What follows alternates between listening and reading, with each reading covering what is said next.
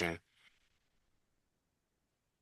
What's up, Mixed Reactions? It's Tuesday, September 16th, 2025. I'm with Casey and Justin. How you doing today, Casey? No complaints. I'm just ready for this show, guys. How about you? I'm doing pretty good. I have an interview tomorrow, so hopefully that works out for me. So hopefully things will start turning upwards for me. Need that. Best of luck. Best of luck to you, brother. Appreciate it. Amen. Amen. But one guy who is looking up for, and I want to talk about it a little bit before we get into our teams, is Daniel Jones. Over 300 yards passing. What? You mean Who would Indiana have thought? Jones? Who would have thought that the two passing leaders at the end of week two would be Russell Wilson and Daniel Jones? But Yeah, Russell Wilson nearly put half a millennium of yards on you. Nearly. Still caught that L though. Yeah. Like I was saying in the chat, Russell was torch to the secondary, and then he does something fucking stupid like that. It throws the pick.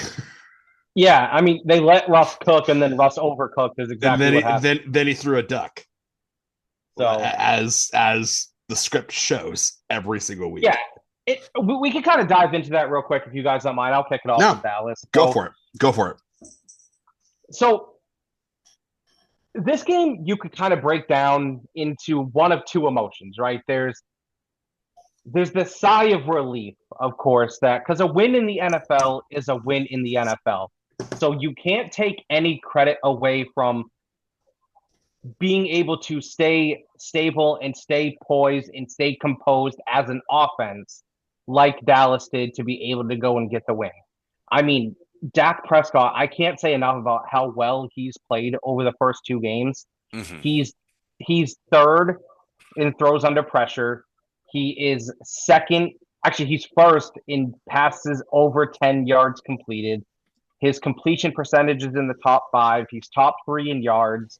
Dak has played a phenomenal two games. And that strong receiving core of CeeDee Lamb and George Pickens, I really feel like it started to make its mark this past Sunday. Mhm. And I think that's only going to be Mm-hmm. an upward trajectory from there. You know, George Pickens had the go ahead touchdown. George Pickens had to catch an overtime that put him into field goal range. Um, and so I was very happy with what I saw offensively. Javonte Williams has been not just a good running back so far, he's been great. He's been He really, more than serviceable. absolutely, he really looks like the missing piece that offense is needed. Obviously, the injury to Deron Bland really affected their secondary. Trayvon Diggs just looks like he doesn't. I don't want to say he doesn't have it anymore, but it's almost like he's using that 2021 season as an opportunity to try to ball hawk everything Mm-hmm. rather than playing traditional corner. And more often than not, he's Mhm. getting burnt by doing that. And so there's a lot of things that they have to shore up on defense. Of course, they just went out and signed Jadeveon Clowney. I've heard rumors that they might be looking trying to get Greg Newsome out of Cleveland. I think that would be a phenomenal pickup. He's a hell of a corner. But I don't Any want to focus on the concern? bat. Any concern about Cooper Beebs going down? Uh, Not at the moment. I'm not saying the concern couldn't arise, but not at this current juncture. Do Fair I enough. feel a strong concern about that? Okay. Um, I just I want to focus more on the positive aspect of Oh, it that's because totally fine. Because I mean, we were saying as the game was getting done to its last moments, and obviously after the game, Dallas had no business winning the game, but they won. no, they won for two main reasons, and I'm going to rank them in order. The second reason, Dak Prescott. He Mm-hmm. was. You can say what you want about Dak. People have a lot of negative criticisms about Dak Prescott. And I personally feel a majority of that is because he's the quarterback of the Dallas Cowboys. Mm-hmm. He gets a lot of unwarranted hate, but he was phenomenal down the stretch. There's no denying that. That big run in overtime, those throws to CeeDee Lamb to tie the game, to keep the drive going on the game-winning drive that should have been on late in the fourth quarter, plus his big throws to George Pickens. Dak was phenomenal, and he played extremely well against Philadelphia, too. He has not been an issue one iota this season so far. And of course, like you said so yourself, Justin, in the chat, the biggest reason they won that game is because they have a demigod at kicker in Brandon Aubrey. Do you realize what a luxury it is for Dallas to have a kicker like this right now? And the fact they live in a dome stadium, they play in a dome stadium, which means he doesn't have to worry about the elements coming into play with his kicks. He could, that 64-yarder had more than enough range. He probably could have kicked a Cam Little 70-yarder and probably nailed it. That would have been good from 70, 100%. 100% that would have been good. I mean, 70. It'd have been close from 70, but it had the range. It had the range. It absolutely did. And the thing that is a huge blessing for this with Dallas, of course, is the new kickoff rule, which is this plays into them so well now because A, you either going to have to kick it to the end zone and put them at the 35, which means they only need about 15 to 20 yards to get in Brandon Aubrey's range, or you have to take a risk and kick it to KaVontae Turpin, who's the best kick returner in the league. So their special teams is going to cause nightmares for a lot of opposing teams. It's going to cause a lot of potential to, for sure. It absolutely will, yeah. So it's going to be, they're going to have to gamble a lot going for it on fourth downs when it's a 4th and 2 at the 8. Mm-hmm. Like, are they going to go for it? Are they going to kick that field goal? And that could pose either well for Dallas, depending on how their defense is, or obviously it could hurt them in the long run too, because they might convert that 4th down and get it into the end zone. But it's going to cause nightmares in that moment for those teams. And so the defense, yes, the defense was atrocious. Absolutely atrocious. I do feel a lot of that will be solved when DaRon Bland comes back. They locked down Devontae Smith and A.J. Brown when DaRon Bland was in the game. Of course, he suffered that foot injury Monday. They're saying it's a long shot. He's going to play this weekend against Chicago. I don't know how much he'll be needed, but at the same time, you never know. These are the type of games where these things can happen. So I like what I saw offensively. Wasn't a big fan of what I saw defensively. Loving Javonte Williams. George Pickens is coming into his own. Dak's playing phenomenal. But I'm not saying this team's a contender. I'm not saying this team is even a wild card team yet at this point. I have to see improvements on the defense. The one thing you've got going for you wild card wise is that Washington may have lost Jaden Daniels for a little bit. Potentially, it's looking maybe it's iffy. It's how iffy. long is he out for? It's a week to week thing. He might be back this week, but he's right now, as last I heard, he's a game time decision. That's exactly what it is. Day to day. That's what I see here. Yeah. But before we touch on New England or the Rams, I just want to say one last thing. And Dallas's offense is not going to be a problem at all this season. No, it's going to be their defense that's either make or break their season right now. 100%. And so if they are, it sounds so stupid to say right now, they're a defensive superstar away from being a contender. And irony. We all know what happened with that, but no, their offense is going to be just fine. You could argue either Lamb and Pickens or Chase Higgins as the best receiver combo in the league, and I don't think there's an either comparable argument for any other two. Not right now, because Justin Jefferson and Jordan Addison are on the same field together right now. Because Addison's even with them, I don't think it. Even with that, I don't think it's an argument. Obviously, I think Jefferson's top tier. Jefferson's A1. Don't get me wrong. Mm-hmm. Addison is a step below Pickens, and Addison is a step below Higgins. He is. I would just say, but they're those three trio duos are the top three in the league. 100%. I think at least 100%. Now, Justin, you guys also got a big win on Sunday too, which again, you almost could have almost the exact same discussion that I just had about Dallas. It's almost not the exact way because your defense wasn't terrible, but there's a lot of good and a lot of bad that still came from that game, and yet a win's a win. Mm-hmm. Drake May probably had the best game of his career. Absolutely. I mean, and I don't think it was even close. people were saying, there were pundits saying that the week one game against the Raiders was his worst game of his career, which you could make the argument that it was based on the expectations that he had going into the season to make that immediate like improvement, which game one, all the pressure and everything. So I gave him a pass for game one. Honestly, it wasn't a great game. It wasn't a good game. It wasn't a great game, and it wasn't a bad game in my opinion necessarily for Drake in week one against the Raiders. But it wasn't good. This week though, 4 total incompletions, and only one of them was in any resemblance of any danger throw. 1 out of 4. I will take that any given Sunday. Any given Sunday.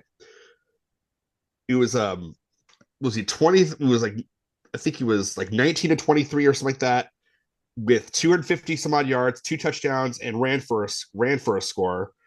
I thought it was ironic that he outran Matthew Judon, who used to play for the Patriots, for that scamper. So I thought that was pretty cool.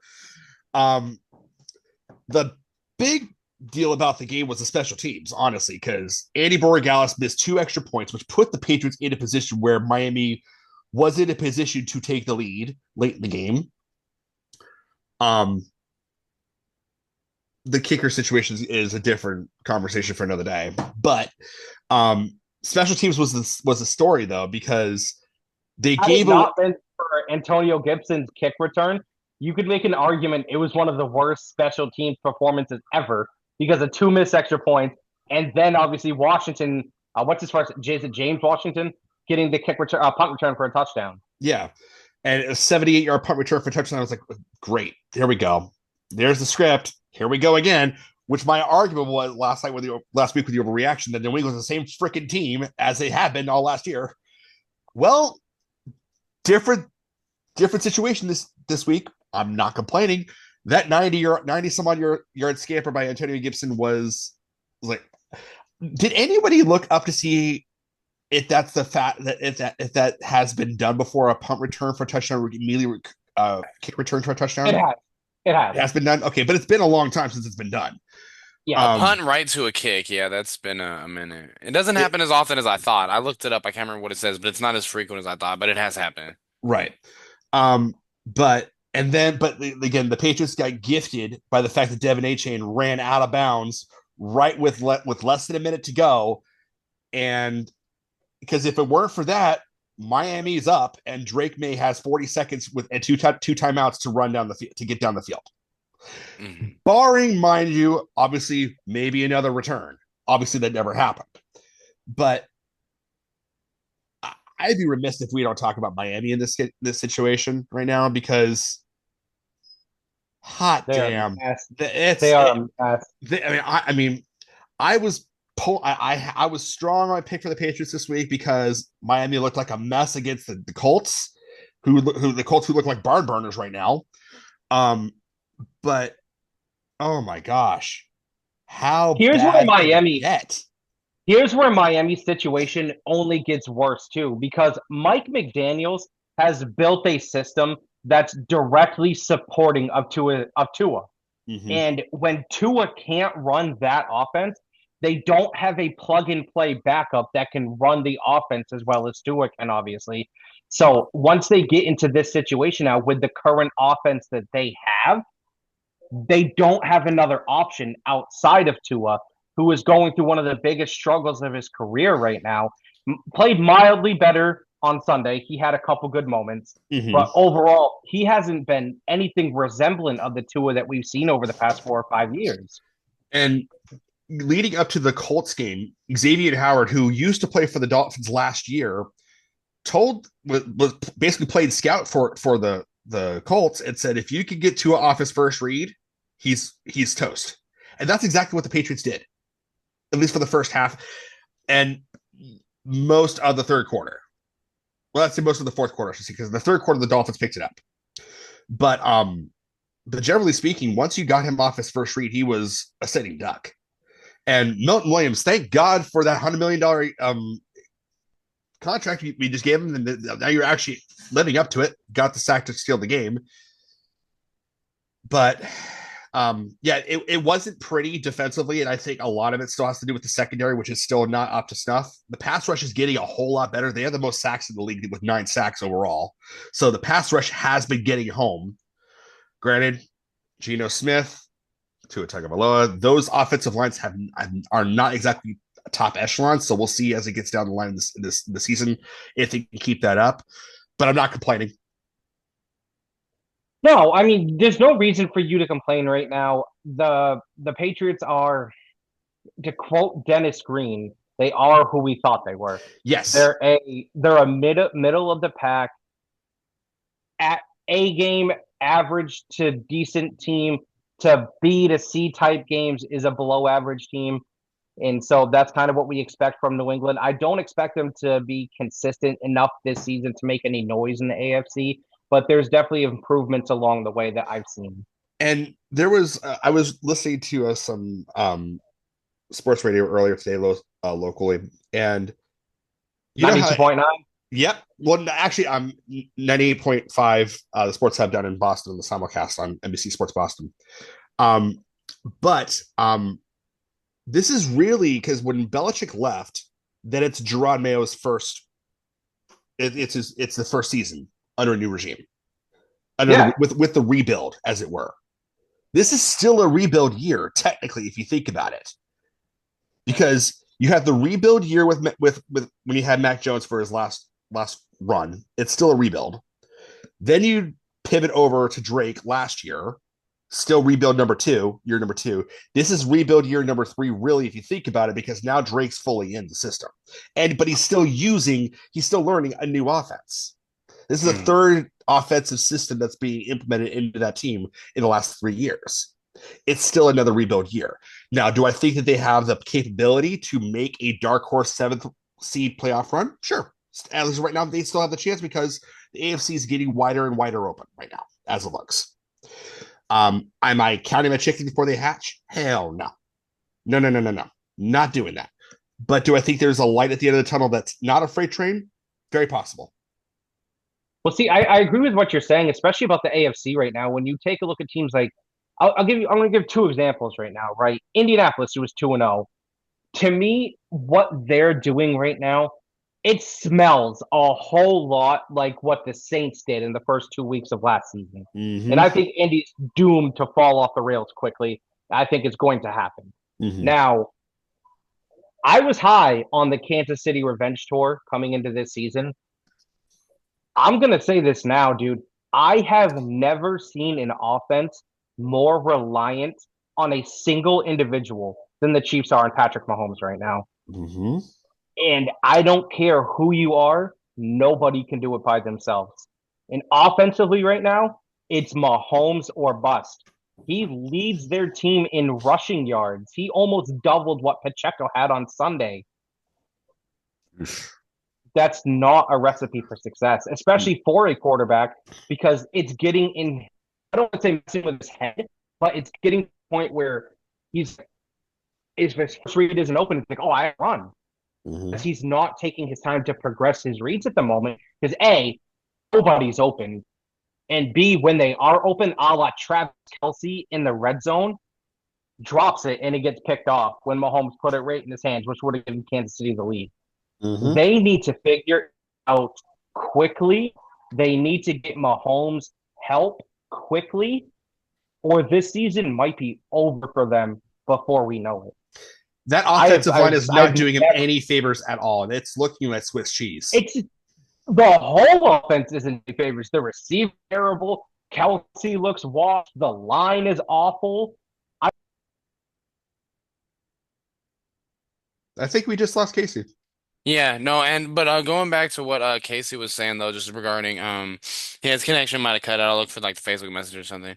Okay, there we go. But yeah, going back to what he was saying, I mean they might be in trouble. I mean you've been talking on the statistics all week, and you love how talking about how likely a team is to miss the playoffs going 0-2. So yeah, I'm kind of with Casey. They're in real trouble. They are. They really are. There's no help for Patrick right now. But let's get off of that, Ian. Your Rams are 2-0. Boy, their pass rush is absolutely ferocious. Stafford and Adams look like they have a connection that's just blissful. You must be loving what you're seeing right now. Yeah, especially defensively. What do they call Byron Young and Jared Verse? I think they're calling them stepbrothers. I was a little worried about how we would do against Cam Ward because I haven't seen this new defense against a mobile quarterback, and we end up sacking him 5 times, and he had a 35.2 QBR. Devontae Adams gets his first touchdown. We were looking his way a lot. We looked good. I mean, we looked good all around. Could have got that stop on that fourth down. But no, I mean, we looked good. I mean, starting the fourth quarter, we were only up, what was it, by 4? And then we forced the fumble. Landman almost, I forget, did they count it as a touchdown? I don't know. I can't remember if they did or if we punched it in, but yeah, we looked really good. I believe we have Philly this upcoming week. You do. Now Was You I do. I saw a clip earlier this week, and I didn't see the Rams game, but did Puka get ejected in this game this last week? I don't think so. Maybe it was from a game from a previous season, but there was a clip I saw where Puka Nacua got ejected for like punching someone. Maybe it was a clip from another season. no, Another that was season. from last year. I was like, no, I It was don't last remember year. him Okay, getting it was last year. Okay, I was like, wait a second, how the heck did that happen? He doesn't do that shit. Yeah, because Devontae he ended up scoring a touchdown in the fourth, but yeah, no, that was last year against what was Okay, it, Buffalo? Because I okay, was like, wait, I was like, he didn't get. I was like, unless I mean, because we had it wrapped up early in the fourth quarter, but Cam Ward, we'll see. I mean, he really doesn't have any real help. Ridley only 3 catches for 57 yards. Io Manor, who really knows what his ceiling is, but yeah, no, our pass rush, I love it. Obviously Landman goes and recovers another fumble. Byron Young and Jared Verse. I mean, they're t looking like two of the scariest dudes that you don't want to see in your backfield. Like I said, we have to go to Philly. I don't know if we have to go to Philly, but we play Philly next. But overall, it was just a good win. Stafford's looking like I wouldn't say like 2022 Stafford, but he's still looking pretty good. I'm personally not really sure what we're doing about the run game. I don't think we really have an identity. Obviously, we know Kyron Williams, he's a solid number one. But we really haven't touch the service of what Corum might be able to do. And it's interesting to see how we're going to work him in with the offense when we do have Whittington that we're throwing the ball to now. And you got Adams and Nakua. So I want to see what we're going to do with the run game. But overall, I'm really impressed. Like I think we're actually good. I don't think we're going to be a fringe playoff team. I don't know why I said that dumb shit last week. I don't know either because it was like no, Rams are a contender. Yes. The Yeah. Rams are a top three team in the NFC, I think. Yeah, and we'll see. I mean, we're gonna have, two tight ends we could throw in there, Davis Allen, Tyler Higbee. Uh, but I don't know, man. I'm really excited. I'm more excited than I was last year, especially with our defense. Byron Young, Jared Verse. And we have guys all over the defense. We saw Durant last week. They got the pick. I don't know if you guys saw the play from Tennessee that was called back from DK.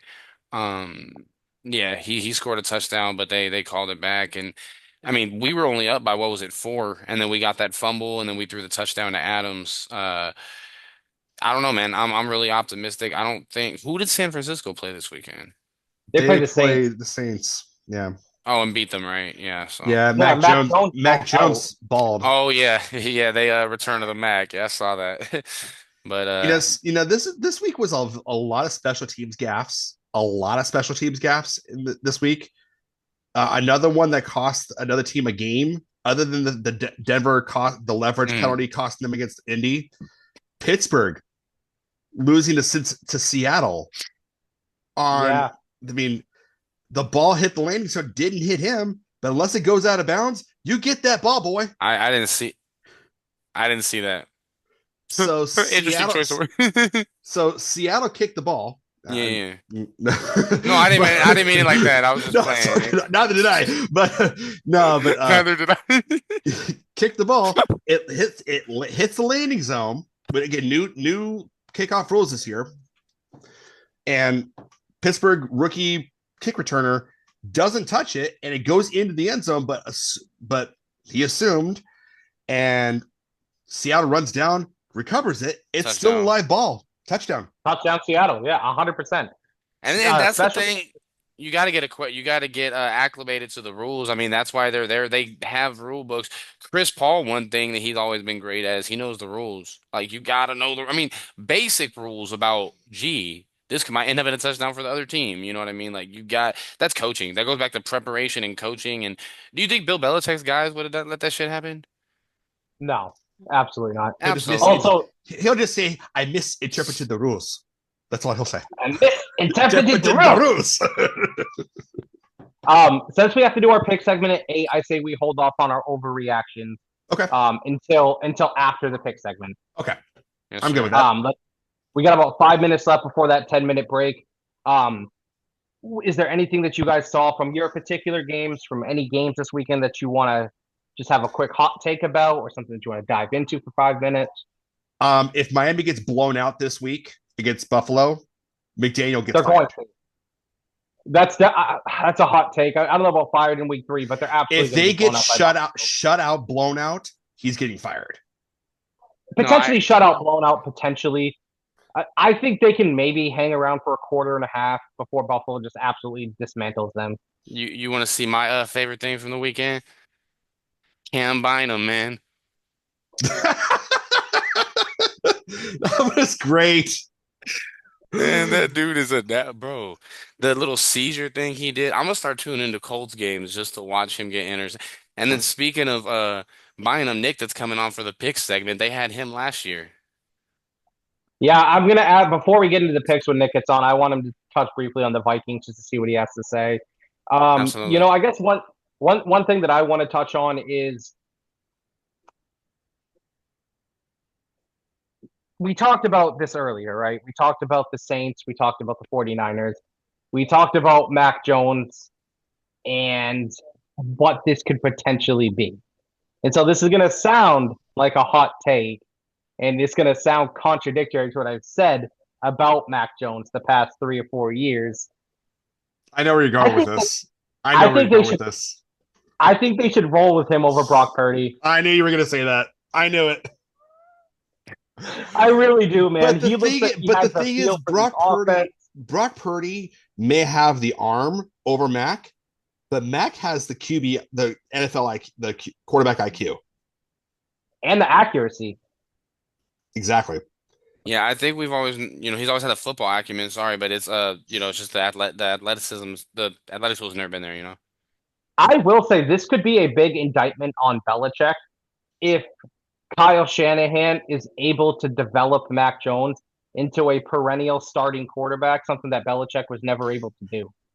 I would actually, if that happens, then I attribute it to the fact that he let Josh McDaniels walk and then bring on Matt Patricia, Joe Judge to run the offense.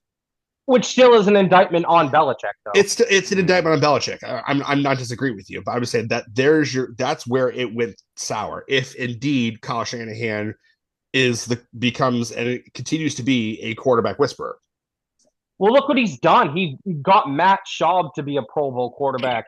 He made Jimmy Garoppolo a Super Bowl appearance quarterback. He's made Brock Purdy a Super Bowl appearance quarterback. He brought Brian Hoyer to the freaking playoffs. He had Brian Hoyer as a winning quarterback with the Browns. With the Browns of all teams. Kyle Shanahan just knows what he's doing with quarterbacks. And except, lest we forget, Super Bowl 51, run the freaking ball, 28-3. Thank you very much. But he had Matt Ryan as an MVP that year. Devontae Freeman was a great running back that year. He didn't need to do anything other than hand the rock off. I hear you. But when you had the MVP and you had someone who was clearly the best receiver in the league that year in Julio Jones, I see why they did what they did. I get it. It was wrong. It's football 101. I know. Just like Pete Carroll should have given it to Marshawn Lynch. Exactly. Before we jump off, before we get to part 2, about Pete Carroll handing it to Marshawn Lynch. The crazy thing is the Rose Bowl USC against Texas. I don't know if you guys remember this. It's been well noted. But that he had what did he have? Reggie Bush. He had Reggie Bush out of the game. He only had Lindale Wine in the game, so they knew they were going to run the ball, and Texas stopped them. So I think what I was thinking the other day, he had probably played that scenario over in my head. He was like, you know what? I wouldn't just have Reggie in the field. I would throw the ball. So I think honestly maybe that decision because Texas then went down. Vince Young won the game. I think that might have these guys are pro coaches, but at the same time, these are real experiences they have, and they have to draw from I those agree. experiences and learn from them. So I think it was just I think interesting that he did the exact opposite of what he did at USC. with that being said, mixed reactions, we're going to be back with part 2 for our pick segment with guest picker Nick Mitchell. All right, we'll see you guys in a little bit.